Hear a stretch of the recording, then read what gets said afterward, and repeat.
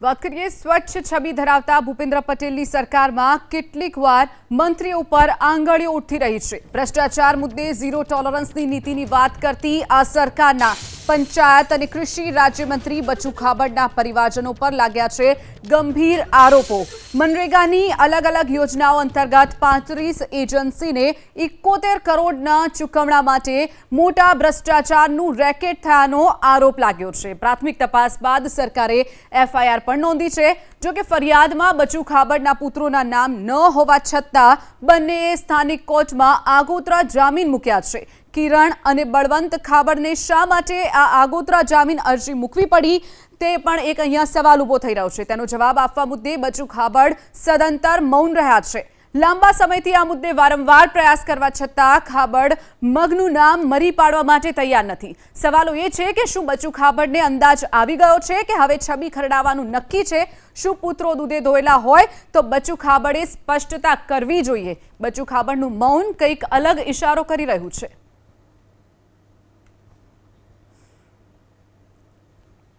તો અંગે જ વધુ વિગતો સાથે સંવાદદાતા હિરેન રાજ્યગુરુ આપણી સાથે જોડાઈ ગયા છે।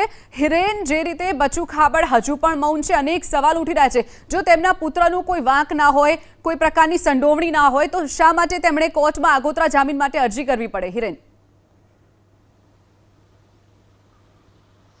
દાહોદ જિલ્લાની અંદર મનરેગામાં ભ્રષ્ટાચાર થયો હોવાના અહેવાલો જે સામે આવ્યા મીડિયામાં, તેને લગભગ 2 મહિનાનો સમય થઈ ચૂક્યો છે।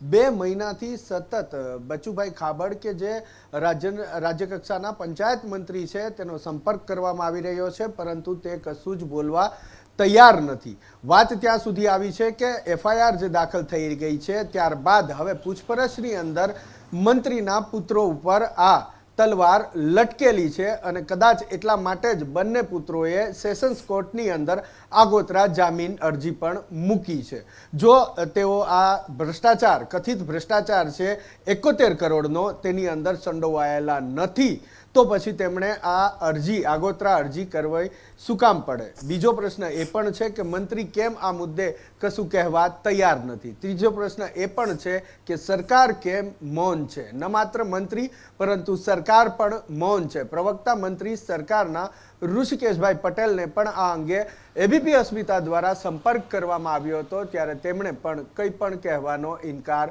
કર્યો હતો। વાત માત્ર મનરેગામાં થયેલા ભ્રષ્ટાચારની છે અને એ ભ્રષ્ટાચાર જો અખબારી અહેવાલ સાચા માનીએ તો લગભગ 100 થી 150 કરોડનો છે। અત્યારે જે વાત સામે આવી છે એ 71 કરોડની 35 એજન્સીની વાત સામે આવી છે અને તે તપાસની અંદર હવે રેલો મંત્રી બચુ ખાબડના બંને પુત્રો બળવંત ખાબડ અને કિરણ ખાબડ નીચે જાય છે અને કદાચ એટલા માટે જ સેશન્સ કોર્ટની અંદર તેમણે આ આગોતરા અરજી કરી છે। અનેક પ્રકારના આક્ષેપો અનેક વખત થઈ ચૂક્યા છે। સરકાર ઝીરો ટોલરન્સ ભ્રષ્ટાચાર સામે અખત્યાર કરી રહી છે। સરકારની છબી ભ્રષ્ટાચાર બાબતે ખરડાય નહીં તેવા અનેક પ્રયાસો થયા છે, પરંતુ એક કે બીજા મંત્રી ઉપર વારંવાર સમયાંતરે આવા પ્રકારના આક્ષેપ લાગેલા હોય છે। ઘણી વખત સરકાર કે જેના ઉપર આક્ષેપ લાગેલા હોય છે એ મંત્રી સ્પષ્ટતા કરે છે, પરંતુ આ વાતને 2 મહિના જેટલો સમય થયો છે